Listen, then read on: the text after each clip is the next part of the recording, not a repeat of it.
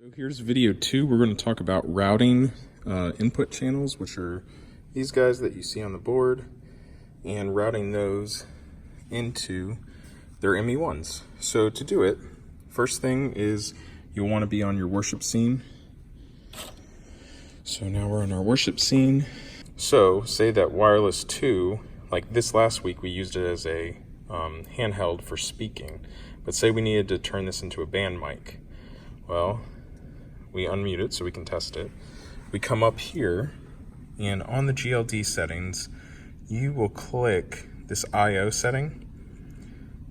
Then once you do, you come up here and hit monitor. And then you'll have a list of all the input channels that are being routed to the output channels of their ME-1. So you can see that number 6 is already wireless 2. So from here, they're actually being sent it, but the question is, are they recalling it correctly on the ME-1? And to find out, we have to head down there and we'll take a look at the ME-1 from there. All right, so now at the ME-1 controller, we have our channels, right? And then we have our menu. To get to our menu, we hit Shift, which is what this white line indicates, and menu. Now, we'll scroll down to key setup, and when we select each channel, it'll tell us the source, which is the board source, the name that it's assigned, so this is automatically assigned to the board, members if it's in a group, and the preset. So if it's like a stored recall on this, or if it's on a USB on the back, it'll tell you where it's recalling it from. So we'll go through, so Nathan, Alex, Amy. So vocal 4 is actually vocal 3. So we'll have to fix that if this was a service. Andy Nathan, which is what this Andy is. Alex is the next one, which is wireless 4, so that works. Violin, piano. So piano is a group.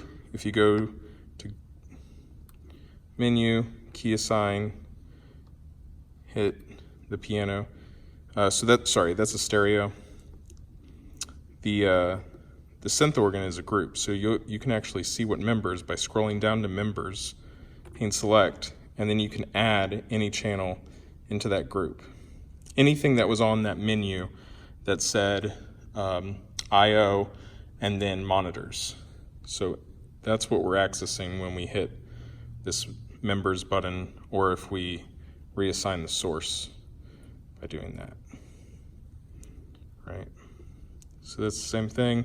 Drums here. So like if someone were to add a cajon and we didn't have enough lines here, so say all the singers were taken up, violin or everything down here was taken up, we could always add the cajon to the drum channel.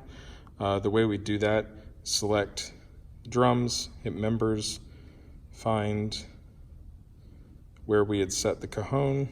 So say we put it in this unused channel, we would just click that and then back out by hitting menu, and then it would be added in this group here. So this is the thumb drive that I have formatted for the ME-1s right now. It goes on the back of the unit, right here, like so. And then whenever you hit shift recall, if the USB is plugged in, it'll immediately ask that. You then hit this button and you give it a name. Just call it like, let's call it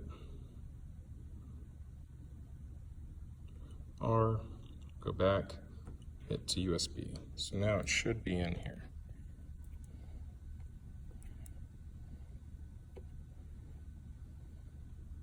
Yeah, so there it is at the bottom. And then you would just recall that from your USB, double click this, and it'll recall it. So scroll down, click that, and then it would recall from the USB. You'll also notice on the labels that I put this current week that Phoenix is covering, and then the next week that Jason's covering under each ME-1.